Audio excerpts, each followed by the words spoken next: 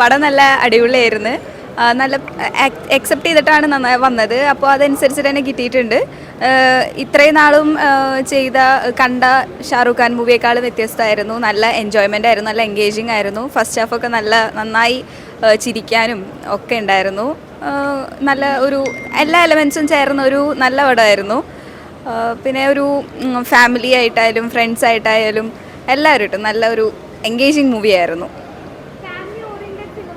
അതെ തീർച്ചയായിട്ടും family oriented movie തന്നെയാണ്. ഫാമിലി ഫ്രണ്ട്സ് എല്ലാവർക്കും ഇഷ്ടപ്പെടുന്ന രീതിയിലുള്ള മൂവിയാണ് എടുത്തിരിക്കുന്നത്. ഇമോഷൻസൊക്കെ നമുക്ക് ഫാമിലി ആയിട്ട് കണക്ട് ചെയ്യാൻ പറ്റും, നമ്മുടെ ഡ്രീംസ് ആയിട്ട് കണക്ട് ചെയ്യാൻ പറ്റും. സ്ട്രഗ്ലിങ് കാര്യങ്ങളൊക്കെ ഇതിൻ്റെ ഉള്ളിലുണ്ടായിരുന്നു. ഇറാനിയുടെ ഒരു പടമാണ്, നല്ല പ്രതീക്ഷ ഉണ്ടായി. ആ പ്രതീക്ഷ തെറ്റിച്ചില്ല. ഒരു നല്ലൊരു ഫീൽ ഗുഡ് പടമായിരുന്നു. അത്യാവശ്യം ഇമോഷണൽ നല്ല ഒരു പടമായിരുന്നു. SRK അടിപൊളിയായിട്ടുണ്ട്, നന്നായിട്ടുണ്ട്. ഇപ്പോൾ പടം ഒരു രക്ഷയിൽ അടിപൊളി പടമാണ്. നമ്മുടെ രാജ്കുമാർ ഹിറാനിയുടെ സെയിം പടം തന്നെ. ഇമോഷണലും ഫീലിംഗ് കോമഡിയും എല്ലാം കൂടി ഉൾക്കൊണ്ടൊരു പടം തന്നെയാണ്. എനിക്ക് തോന്നുന്നു ഷാറുഖ് ഖാൻ്റെ മൂന്നാമത്തെ 1000 കോടി പടം തന്നെയായിരിക്കും ഇത്. മിക്കവാറും 1000 കോടി തന്നെ കയറി പടം. ഈ പടത്തിൻ്റെ ഒരു ലെവലൊക്കെ വെച്ച് നോക്കുമ്പോൾ നല്ലൊരു പടം തന്നെയാണ്. നല്ലൊരു തിയേറ്റർ എക്സ്പീരിയൻസ് ആണ്. Must watch movie. Thank you.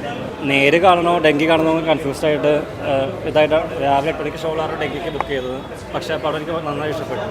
ഈ കൊല്ലം ഇറങ്ങിയ ജവാനും പത്താനും ഹിറ്റായെങ്കിലും പേഴ്സണലി എനിക്ക് ഇഷ്ടപ്പെട്ടിരുന്നില്ല. SRKയുടെ ആ ഒരു ക്യാരക്ടറല്ല ഞാൻ ആഗ്രഹിക്കുന്നത്. പക്ഷേ ഈ സിനിമ ശരിക്കും നടിച്ചു. രാജ്കുമാർ ഹിറാനിയുടെ പഴയ സിനിമ പോലെ തന്നെ എല്ലാം one of the best movies തന്നെയാണ് ഇതും. ഒരു 3 ഇഡിയറ്റ്സ് അല്ലെങ്കിൽ PK ലെവൽ ആ ലെവലിൽ നിൽക്കുന്ന പടം തന്നെയാണ്. ഫസ്റ്റ് ഹാഫിലെ കോമഡി എല്ലാം തന്നെ വർക്കൗട്ട് ആയിട്ടുണ്ട്. സെക്കൻഡ് ഹാഫാണ് സിനിമയുടെ കഥയിലേക്ക് പോകുന്നത്. ക്ലൈമാക്സൊക്കെ ശരിക്കും നമുക്കൊരു കണ്ണിൽ നിന്ന് വെള്ളം വരും. അങ്ങനത്തെ ഒരു സിനിമയാണ്. SRK ഒന്നും പറയാലോ, രക്ഷയില്ല. നല്ല കിടിലം പടം, എല്ലാവരും കാണും. അച്ഛാ ബഹുത്ത് അച്ഛാ. ഇത്രയും നാളായിട്ട് ഇന്ത്യയൊക്കെ ഭയങ്കര വയലൻസ് കണ്ട് മടുത്തിരിക്കായിരുന്നു. നല്ല രസമുള്ള മൂവിയാണ്. നല്ല സന്തോഷം തരുന്ന മൂവി.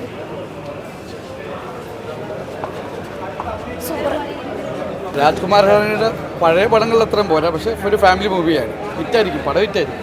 അതായത് ഇപ്പോൾ കുറേ പേര് ഇപ്പോൾ ഇന്ത്യ വിട്ട് പോയിക്കൊണ്ടിരിക്കുകയുള്ളൂ. അവർ തിരിച്ചു വരാനുള്ള കുറേ സീനുകളില്ലേ, അതും ചെറുതായിട്ട് കാണിക്കുന്നുണ്ട്. നല്ല പടമായിരുന്നു.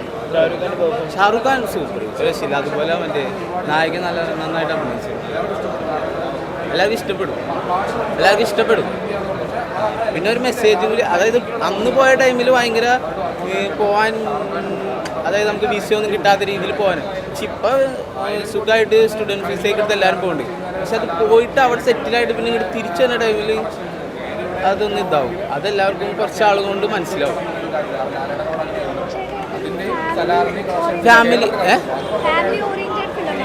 ഫാമിലി ഇത് ഫ്രണ്ട്ഷിപ്പാണ് മെയിനായിട്ട് അതിൽ കാണിക്കുന്നത്. അതായത് പ്രേമിക്കുന്ന ഒരാൾക്ക് വേണ്ടി ചെയ്യണത്.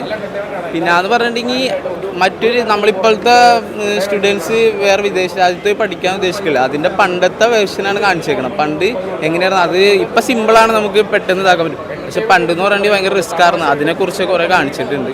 അതാണ് പടത്തിൽ മെയിനായിട്ട് പറഞ്ഞത്.